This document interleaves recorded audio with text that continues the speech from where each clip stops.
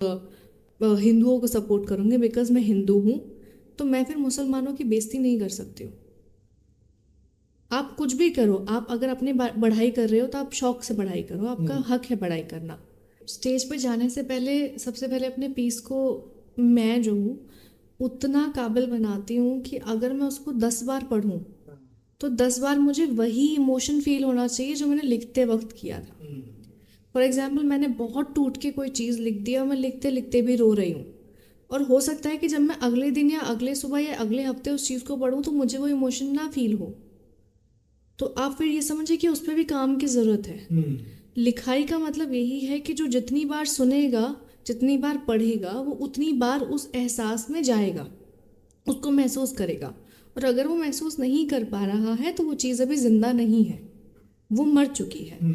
तो स्टेज पे जाने के लिए आपको अपनी चीज़ों को ज़िंदा रखना पड़ेगा, तभी वो ज़िंदा लोगों को कनेक्ट कर पाएगी। फॉर एग्जाम्पल, अगर हम कैमरे के सामने रिकॉर्डिंग करते हैं तो कैमरा तो इस लाइक कि सामने कैमरा लगा रखा है, हम अपना बोल के आ जाएंगे, जिसको सुनना होगा वो सुन लेगा, जिसको पसंद आएगा वो पसंद कर लेगा। स्टेज इज समथिंग कि आपको उस एक वो कहते हैं ना, उस माहौल में, उस एरिया में उस वाइब को फैलाना है कि अगर मैं प्यार के बारे में बात कर रही हूँ तो फिर मुझे इस तरीके से बात करनी है प्यार के बारे में, मुस्कुराहट के साथ, सुकून के साथ, सादगी के साथ, कि वो लोग अपने पार्टनर के साथ जो आए हैं उनका हाथ पकड़ के बोले कि हाँ, thank you for supporting us. उनको वो प्यार महसूस होना चाहिए, क्योंकि अगर आप दिल से नहीं बोलोगे, आपने दिल से कोई चीज़ नहीं करी है, आपकी चीज़ दिल से नहीं लिखी गई है, तो वो लोगों के दिलों तक नहीं पहुँचेगी।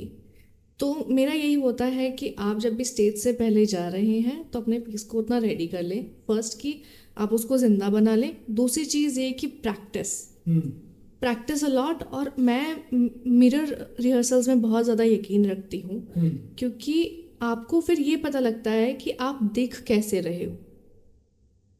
आप मिरर में जैसे दिखते हो वो लोगों की नज़रें हैं। आईना कहते हैं, आईना लोगों की आँख होती है। आपको नहीं पता कि अभी आप कैसे दिख रहे हो, वो आप आईने में जाके देखते हो। वो आईना आपको बताता है कि आप लोगों की नज़रों में कैसे दिख रहे हो। तो आप आईने में जाके अपने प्रैक्टिस करो, आप मूवमेंट्स करो, अपने फेशियल एक्सप्रेशंस पे काम करो। आप अपने आप को वो कर लो ना कि यार अब ये चीज़ है, बिकॉज आपका लुक भी मैटर करता है। लुक नॉट बाहरी खूबसूरती, आप उस चीज़ को कैसे प्रेजेंट कर रहे हैं। ये एक्टर हैं तो इस चीज़ को बहुत ज़्यादा जानते होंगे कि आप अपने चेहरे से ही लोगों को बताते हैं कि आप किस जोन में हैं। अगर मेरी आंखों में आंसू नहीं होंगे, मेरी आंखें नम नहीं होंगी, तो मैं नहीं मानती कि मेरी बातें सुन के कोई और भी अपनी आंखें, मैं अगर हंसते हंसते दर्द के बारे में बात करूंगी तो कोई दर्द को महसूस ही नहीं करेगा। वो तो यही कहेगा ना कि अरे तो बस पढ़ के चली गई। तो there is a like huge difference between reciting a piece and performing a piece. Perform करने के लिए आपको अपने चेहरे से, अपने बॉडी लैंग्वेज से, अपने कपड़ों से, अपने हैंड जेस्चर से, आपको हर तरीके से आपको उस रूप में ढलना है ताकि लोग उस पर यकीन करें। और रिसाइटिंग इज़ लाइक, आपकी मैं मानती हूँ कि जब भी कोई इंसान किसी चीज़ को पढ़ता है ना तो उसके मन में दो ख्याल आते हैं कि या तो ये मेरी ज़िंदगी का एक हिस्सा है, ये मेरे साथ घटित हुआ है। दूसरा ये कि ये हो गया है लेकिन अब मुझे बदलाव लाना है। तो लिटरेचर को देखो, जब कोई मनोस्थिति होती है ना किसी इंसान के जहन में, किसी भी लाइफ सिचुएशन को लेके हो सकती है, वो चीज़ें हो गई हैं। अब ये सेल्फ रियलाइजेशन होना चाहिए कि अब आगे क्या, अब नेक्स्ट क्या है। बिकॉज आप ज़िंदगी भर तो उस जोन में नहीं बैठे रह सकते हो, और आपको फिर अपने आसपास की चीज़ें देखनी है। और मेरे को हमेशा इन्होंने एक बात सिखाई है कि आपकी ज़िंदगी में जो आपकी परवाह करते हैं वो आपके अपने हैं, आपके घर वाले हैं, आपका पार्टनर है, आपका भाई है, बहन है, जो आपके अपने हैं। और आपके जो गिने चुने दोस्त जो आपको दिल से चाहते हैं। दोस्त की फिर एक अलग परिभाषा है। अगर आप समाज को लेके, दुनिया की नज़रों को लेके, या फिर ये सोच के कि अब मैं बाहर निकलूँगा तो लोग मुझे जज करेंगे, मैं उनसे आंखें नहीं मिला पाऊँगा, या फिर मैं उस जोन से बाहर नहीं निकल पाऊँगा, अगर आप उन चीज़ों को लेके बैठे रहोगे तो आप अपनी ज़िंदगी में कभी आगे नहीं बढ़ पाओगे। और आपकी परवाह सिर्फ आपके अपने करते हैं। और यही एक बात कहते हैं कि आप कितना कमा रहे हो वो बाहर वाले पूछेंगे, आप क्या खा रहे हो ये घर वाले पूछेंगे। तो पढ़ने के बाद सेल्फ रियलाइजेशन बहुत ज़्यादा ज़रूरी है कि आगे कोई है जो आपका इंतज़ार कर रहा है। देखिए, जब आप लिखने की बात करते हैं ना, तो लिखने से पहले आता है सोचना। आपको सोचने की आज़ादी है। फिर इन्होंने अभी एक बात कही कि वो कन्वे करने के लायक चीज़ है या नहीं है।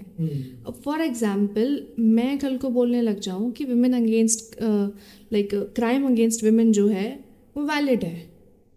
आजकल बहुत सारे मिनिस्टर्स जो हैं इस बात को बोल रहे हैं अपने अपने पॉइंट ऑफ व्यू के अकॉर्डिंग। तो ये मैंने बोल दिया, ये मेरे सोचने की आज़ादी है, लेकिन ये सोसाइटी के पॉइंट ऑफ व्यू से गलत है, बिकॉज अलग अलग पहलू हैं। जब हम लिखने के बारे में बात करते हैं तो लिखने का पॉइंट ऑफ व्यू वही होता है कि जब भी आप किसी चीज़ के बारे में लिख रहे हो तो क्या वो सही है या गलत है। आपकी नज़रों में हमेशा जो चीज़ सही है वो दूसरों की नज़रों में गलत भी हो सकती है, और जो आपके लिए गलत है वो दूसरों के लिए सही भी हो सकती है। तो आप अपने पॉइंट पे अड़े रहो, आप एक दायरे में रह के चीज़ें करो। दायरा वो होता है जो किसी को नुकसान ना पहुंचाए। अगर मैं ये बोल दूँ कि जाओ सबको मार के आ जाओ, दुनिया ऐसी है, सबका कत्ल कर दो या सबका खून कर दो, तो ये हमारा एक दायरा है कि मैं ऐसी चीज़ें लोगों के सामने नहीं रख सकती हूँ, क्योंकि मैं उनको उकसा रही हूँ कोई ऐसा कर्म करने के लिए जो कि धर्म के अनुसार या कर्म के अनुसार बहुत गलत है। मैं किसी को मारने के लिए नहीं उकसा सकती हूँ। लेकिन वही अगर मैं बात करूँ कि औरतों के साथ अत्याचार होता है, बिल्कुल होता है, लेकिन बिल्कुल ये मत कहिए कि सिर्फ औरतों के साथ अत्याचार होता है, आदमियों के साथ भी होता है। परेशान वो भी हैं, दबाव में वो भी हैं, क्राइम उनके साथ भी होते हैं, मर्डर उनका भी होता है, रेप उनका भी होता है, टॉर्चर उनके साथ भी होता है, हरासमेंट उनके साथ भी होता है। तो मेरा कहने का मतलब वही है कि आप वो बातें करें जो लोग सुनना चाहते हैं। आप उस पक्ष के बारे में बात करें जिस पक्ष के बारे में कोई बात नहीं कर रहा है। एक मुद्दा उठाया था कि LGBT कम्युनिटी के बारे में कोई बात नहीं करता है, उनके बारे में बात की जाए, उनको फिर समाज में रहने का एक पहचान मिली कि हाँ अदर जेंडर भी होता है, वो उनकी अपनी इंडिविजुअलिटी है, वो उनकी पर्सनालिटी है, उनसे उनका जीने का अधिकार नहीं छीना जा सकता है। और मैं हमेशा एक बात कहती हूँ कि आपका कॉन्स्टिट्यूशन आपको अधिकार देता है कि आपको कहने का अधिकार है, जीने का अधिकार है, रहने का अधिकार है, सब चीज़ का अधिकार है, लेकिन आपको आपका समाज बताता है कि आपको किस चीज़ का अधिकार है या नहीं है। एक समाज का एक दायरा है, एक ढांचा है जहाँ पे रह के आपको चीज़ों को करना है, और सामाजिक तौर पे करो। किसी से डरो मत कि मैं अगर किसी पार्टी के बारे में बोल दूंगी तो दूसरी पार्टी बुरा मान जाएगी, मैं किसी धर्म के बारे में बोल दूंगी तो दूसरा धर्म बुरा मान जाएगा। वो सोच के आप कर रहे हो कि फॉर एग्जाम्पल कि नहीं यार मैं तो सिर्फ हिंदुओं को सपोर्ट करूँगी बिकॉज मैं हिंदू हूँ, तो मैं फिर मुसलमानों की बेइज्जती नहीं कर सकती हूँ। आप कुछ भी करो, आप अगर अपनी पढ़ाई कर रहे हो तो आप शौक से पढ़ाई करो, आपका हक है पढ़ाई करना, लेकिन वो करते वक्त आप दूसरों को नीचा मत दिखाओ, बस वो ध्यान रखना।